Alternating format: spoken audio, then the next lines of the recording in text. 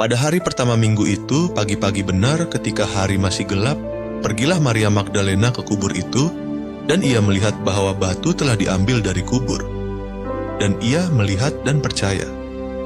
Yohanes 20 ayat 1 dan 8. Petikan Yohanes 20 ayat 1 hingga 9 adalah salah satu teks teologis paling padat dalam seluruh Perjanjian Baru. Di balik cerita singkat tentang makam yang kosong, penginjil Yohanes merangkum seluruh misteri Paskah. Kematian dikalahkan, nubuat digenapi, dan iman mulai menemukan cahayanya. Mari kita renungkan 5 dimensi teologi yang tersembunyi dalam 9 ayat yang mengubah sejarah umat manusia. Dimensi 1, kegelapan sebelum fajar, iman di tengah kekosongan. Yohanes membuka kisah dengan keterangan waktu yang penuh makna. Pagi-pagi benar ketika hari masih gelap. Ayat 1. Kegelapan di sini bukan sekadar keterangan waktu astronomis, melainkan simbol teologis. Dalam teologi Yohanes, kegelapan, skotia, selalu berlawanan dengan terang yang adalah Kristus. Maria Magdalena berjalan dalam kegelapan fisik maupun kegelapan batin. Duka yang belum terselesaikan, harapan yang seperti telah terkubur. Santo Agustinus dalam In Evangelium Johannis Tractatus merefleksikan bahwa kegelapan yang dialami Maria adalah gambaran jiwa manusia sebelum pencerahan iman Paskah. Kasih yang mendorongnya keluar dari rumah di kegelapan dini hari justru menjadi instrumen Allah untuk menjadi saksi pertama kebangkitan. Dalam teologi Katolik, kehadiran Maria di makam mencerminkan prinsip penting, yaitu cinta yang setia tidak menunggu kepastian, ia bergerak dalam ketidakpastian. Katekismus Gereja Katolik menegaskan bahwa makam yang kosong bukan bukti langsung kebangkitan, namun merupakan tanda pertama, signum primum, yang membuka pintu bagi penerimaan iman. Kegelapan bukan hambatan iman, ia adalah konteks di mana iman diuji dan pada akhirnya diteguhkan. Renungan untuk kita. Pernahkah kita berada dalam kegelapan dini hari kehidupan? Saat doa terasa kosong, iman terasa dingin, dan harapan serasa terkubur? Injil hari ini mengundang kita untuk tetap bergerak menuju Tuhan bahkan dalam kegelapan. Seperti Maria, langkah iman dimulai bukan ketika kita sudah melihat, melainkan ketika kita memilih untuk mencari. Dimensi 2, batu yang telah diambil.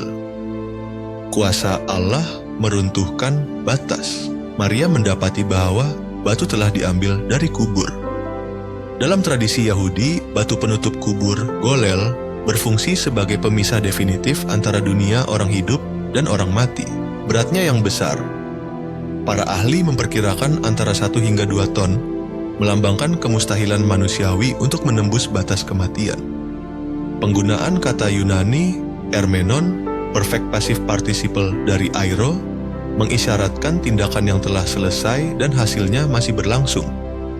Batu itu telah diangkat dan tetap terangkat.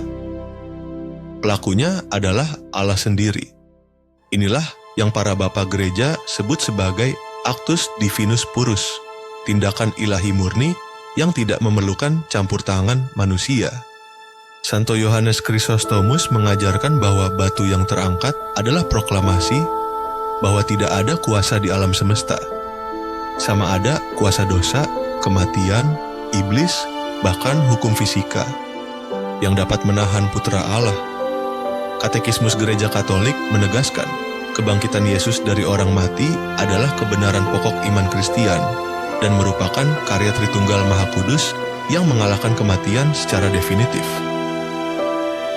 Renungan untuk kita. Batu apa yang menutup kubur dalam hidup kita? Mungkin itu dosa lama yang kita rasa tidak dapat diampuni, luka batin yang susah disembuhkan, atau situasi tanpa jalan keluar. Perayaan Paskah menegaskan bahwa Allah adalah Allah yang mengangkat batu. Ia berkuasa atas setiap batas yang mustahil ditembus. Percayakah kita akan kuasanya dalam hidup kita? Dimensi 3, kain kafan yang terlipat, kesaksian kebangkitan Kristus. Ketika Petrus masuk ke dalam kubur, ia melihat kain kafan terletak di situ, serta kain peluh yang tadinya ada di kepala Yesus, tidak terletak dekat kain kafan itu, tetapi terlipat di tempat tersendiri. Keterangan ini memiliki makna apologetik dan teologi yang mendalam. Keterangan kain kafan yang rapi dan terlipat melawan teori pencurian jenazah. Pencuri tidak akan menyempatkan diri untuk merapikan kain kafan. Keteraturan ini menunjuk pada peristiwa yang terencana dan tenang, bukan kerusuhan atau pencurian, yaitu kebangkitan tubuh. Kain kafan yang terlipat juga memiliki resonansi simbolis dalam konteks Yahudi. Dalam kebiasaan perjamuan Yahudi, serbet yang dilipat rapi oleh tuan rumah berarti aku akan kembali. Yesus, sang tuan perjamuan Ekaristi, Yohanes 13, meninggalkan tanda bahwa ia tidak pergi selamanya, tetapi ia akan kembali. Katekismus Gereja Katolik mengajarkan kebangkitan tubuh sebagai dogma iman. Tubuh jasmani akan dibangkitkan, dimuliakan, dan disatukan kembali dengan jiwa pada akhir zaman. Renungan untuk kita. Iman Katolik adalah iman yang menghormati tubuh jasmani karena tubuh adalah bait Roh Kudus dan akan dibangkitkan. Ini memanggil kita untuk merawat tubuh dengan bermartabat, menolak segala bentuk penghinaan terhadap tubuh, dan menghayati bahwa kehidupan jasmani kita dengan segala penderitaan dan kegembiraannya adalah bagian dari perjalanan menuju kebangkitan dan kehidupan kekal. Tetaplah teguh dalam pengharapan akan kebangkitan badan. Tubuh Yesus yang penuh luka telah dimuliakan, diri dan hidup kita yang penuh luka-luka duniawi pasti dipulihkan oleh Allah. Dimensi 4. Murid yang dikasihi, model iman kontemplatif. Ayat 8 adalah puncak teologi dari petikan ini. Maka murid yang lain yang lebih dahulu sampai di kubur itu juga masuk ke dalamnya dan ia melihat dan percaya. Perkataan ia melihat dan percaya adalah pernyataan iman pertama yang eksplisit dalam cerita kebangkitan Yesus. Dalam Injil Yohanes, murid yang dikasihi muncul sebagai tokoh simbolik ideal dari murid yang sejati. Ia tidak hanya berlari lebih cepat, tetapi juga memiliki kepekaan rohani yang tinggi. Ia tidak memerlukan penampakan Yesus yang bangkit untuk percaya, cukup dengan tanda-tanda, makam kosong, dan kain kafan terlipat. Ini adalah iman kontemplatif, membaca realiti dengan mata iman. Santo Thomas Aquinas dalam Summa Theologia membezakan 3 jenis iman dalam cerita kebangkitan. 1. Iman berdasarkan penampakan langsung, seperti Maria Magdalena. 2. Iman berdasarkan kesaksian, seperti para murid lain. 3. Iman berdasarkan tanda, seperti yang dihidupi murid yang dikasihi. Yohanes memuji yang ketiga ini sebagai ideal bagi generasi Kristen yang tidak melihat Yesus secara langsung.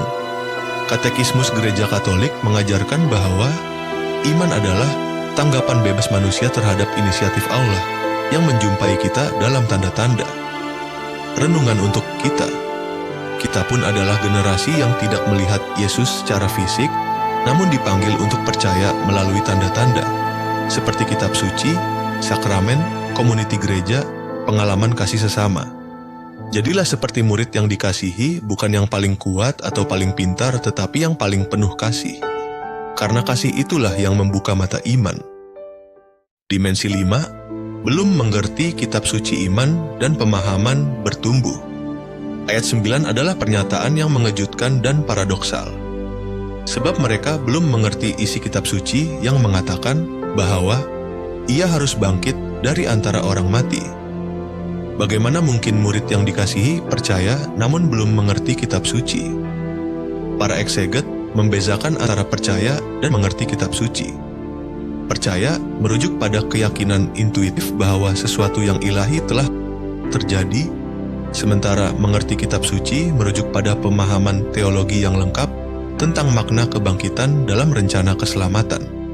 Ini adalah gambaran iman yang sedang dalam proses fides quaerens intellectum, iman yang mencari pemahaman, ungkapan klasik Anselmus dari Canterbury. Katekismus Gereja Katolik mengajarkan, iman Kristen bukanlah iman yang statis, melainkan iman yang terus-menerus diperdalam oleh Roh Kudus, oleh pengalaman hidup, dan oleh refleksi teologis dalam komuniti gereja. Setiap Paskah adalah undangan baru untuk masuk lebih dalam ke misteri yang tidak pernah habis digali untuk dipahami. Renungan untuk kita, jangan merasa malu karena iman kita belum sempurna atau pemahaman kita masih terbatas. Para murid Yesus sendiri pun belum mengerti pada awalnya. Yang penting adalah kita terus bergerak, membaca kitab suci, menerima sakramen, bergabung dalam komuniti iman, dan membiarkan Roh Kudus yang sama yang menerangi para murid, menerangi kita juga. Iman bukan garis akhir, iman adalah perjalanan. Iman adalah perjuangan sepanjang hidup. Mari berdoa bersama. Ya Tuhan Yesus yang bangkit, seperti Maria Magdalena, Petrus, dan murid yang Kau kasihi, kami pun datang kepadamu dengan iman yang masih mencari. Penuhilah makam kekosongan dalam hati kami dengan kehadiran-Mu yang bangkit. Buka mata iman kami untuk membaca tanda-tanda kasih-Mu dalam setiap hari kehidupan kami. Haleluya. Amin.